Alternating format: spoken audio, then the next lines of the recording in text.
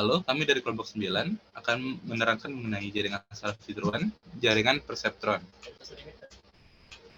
Dari kelompok 9 ini memiliki anggota saya sendiri, Kenneth Iskandar Aldrich, teman saya Hamad Januarisman yang diketuai oleh teman saya, Jana Mahira. Sebelum kita mulai, kita akan menjelaskan mengenai model perseptron. Model perseptron itu pertama kali dikemukakan oleh Rosenblatt pada tahun 1962 dan oleh Minsky dan Papert pada tahun 1969. Metode pelatihan perception ini lebih kuat daripada metode Hub, terutama dalam iterasi yang dapat melakukan output dari bobot menjadi konvergen. Lalu aktivasi yang digunakan dalam perseptron adalah modifikasi bipolar dengan threshold, yaitu biasa -1, 0, dan 1. Arsitektur perseptron. Arsitektur perseptron sederhana adalah terdiri dari beberapa input dan sebuah output. Tujuan dari jaringan adalah untuk mengklasifikasi masing-masing pola input dan pola output baik yang bernilai +1 maupun yang bernilai -1. Dari diagram di sini bisa dilihat mirip dengan hub, yaitu ada bias dengan W0 dan lalu X1 W1 sama dengan Xn Wn dengan Y. Algoritma perseptron. Algoritma berlaku untuk input bipolar atau input biner dengan nilai target bipolar dan nilai threshold yang tetap serta nilai bias yang dapat diatur. Langkah pertama itu kita harus inisialisasi bobot dan bias. Biasanya itu dimulai dari 0. Set learning rate alpha, yaitu alpha itu kurang dari 0 dan alpha itu lebih dari 0 dan kurang lebih dari dari 1. Untuk sederhananya kita bisa ngeset alpha dengan angka 1. Lalu set nilai threshold digambarkan dengan theta untuk fungsi aktivasi. Langkah 2, untuk setiap pasangan pembelajaran S dan T, kerjakan A, set aktivasi dari unit input, yaitu XI sama dengan SI. B, hitung respon untuk unit output, yaitu YIN sama dengan B plus sigma XI WI. Lalu C, hitung respon untuk unit output, yaitu jika YIN lebih dari theta, hasilnya 1.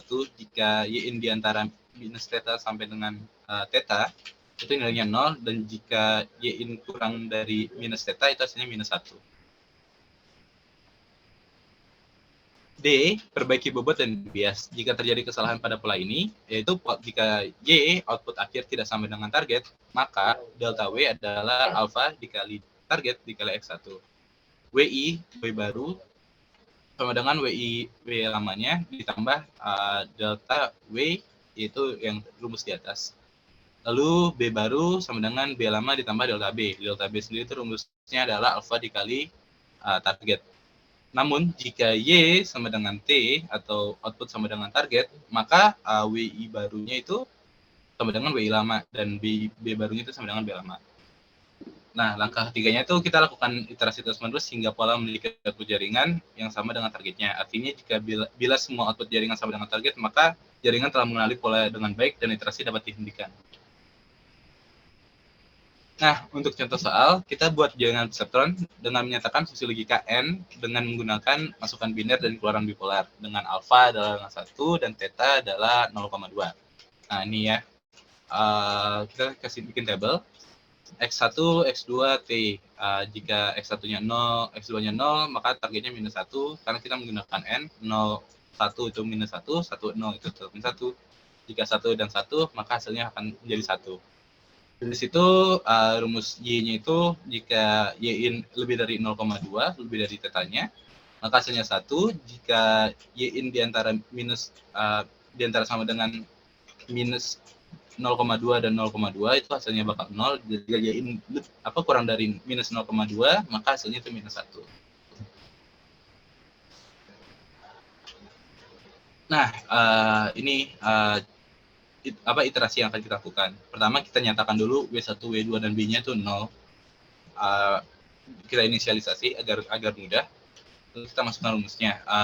Pertama kita cari netnya. Untuk X1, X2, alpha dan T itu sesuai sama tabel yang sebelumnya kita gunakan. Ya, 0 itu -1, 01 itu -1, 10 itu -1, 11 itu 1, dengan alfanya akan tetap 1. Pertama kita hitung netnya itu rumusnya adalah 0 dikali W1 dikali X1 dikali W2 dikali X2 ditambah dengan B. Jadi 0 dikali 0 dikali 0 dikali 0 ditambah 0. Hasilnya tuh 0 netnya. Nah, lalu kita masukkan 0 ke dalam rumus Y ya tadi itu. Karena 0 itu ada di antara minus 2 dan minus 0,2 dan 0,2, maka itu hasilnya 0. Nah, kita lihat Y tidak setara dengan T. Maka dari situ kita masukkan kita masukkan W barunya. Kita delta W dulu. Delta W itu berarti X1 dikali T. Berarti 0 dikali minus 1 hasilnya 0. W2 itu X2 dikali T, yaitu 0 dikali minus 1 itu hasilnya 0. Lalu delta B itu adalah alfa dikali dengan T. Alfanya itu 1 dikali minus 1, berarti hasilnya minus 1. Lalu kita jumlahkan untuk menjadi W barunya. W lama ditambah delta W, dan B ditambah B lama ditambahkan dengan delta B. Berarti pertama W1-nya dulu untuk W1 baru, W1 lama ditambah dengan delta W, itu hasilnya 0, 0 tambah 0, 0. Sama juga W2 lama ditambah dengan delta W, hasilnya W2 baru tuh 0 ditambah 0, hasilnya 0. Lalu B itu 0 ditambah minus 1, hasilnya minus 1. Habis dari situ kita masukkan lagi tuh buat hitungannya, yaitu yang udah masuk baris 2 ya. Di baris 2 ini W1 dikali X1, terus W2 dikali W2 dikali X2 ditambah B. Untuk menghitung netnya, pertama 0 kali 0 itu 0, 0 kali 1 itu 0, terus ditambah min 1. Hasil dari itunya netnya adalah min 1.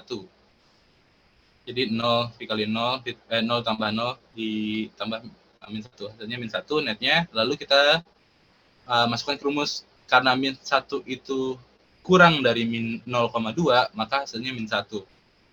Nah, min 1 sama dengan target ya. Karena sama dengan target, maka W baru sama dengan W lama. Bisa kita langsung terapkan 0, 0, minus 1. Lalu kita hitung lagi nih, buat ngitung ke baris keempat, karena baris ketiganya kan sama tuh. Baris keempatnya itu 0 kali 1, terus 0 kali 0 ditambah min 1. Hasilnya juga netnya min 1, targetnya min 1, Y-nya juga min 1, maka sama lagi. Lalu untuk yang keempat, buat baris keempat kita hitung ulang lagi. 0 dikali 1, hasilnya 0, 0 dikali 1 juga 0, lalu ditambah min 1. Itu hasilnya kan netnya min 1. Namun saat dimasukkan ke Y, karena Y itu dikurang dari min 0,2, hasilnya kan min 1. Target tidak sesuai dengan Y, kita hitung tuh delta W-nya. Delta W-nya tuh rumusnya tadi tuh, X dikali T, 1 dikali 1 itu 1, terus X2 dikali T 1 juga, lalu alfa dikali T untuk delta B-nya tuh hasilnya 1. Kita jumlahkan ke yang lama dengan yang baru, yaitu yang lama dengan deltanya. W baru itu adalah W lama ditambah delta W, yaitu 0 ditambah 1 hasilnya 1, 0 ditambah 1 hasilnya 1. B juga sama, yang B lama ditambah delta B, yaitu minus 1 ditambah 1 hasilnya 0. Dari situ kita turunkan ke epok kedua, ketiga, terus akan terus dihitung gitu sampai dengan epok ke-9. Nah, sampai dengan hitungannya tuh di mana Y dan T itu hasilnya sama persis gitu. Ini min 1, Y-nya min 1, T-nya min 1, sampai dengan semuanya itu tidak ada yang berbeda. Sekian dari kami, terima kasih atas perhatiannya. Mohon maaf jika ada yang kurang. Sampai jumpa.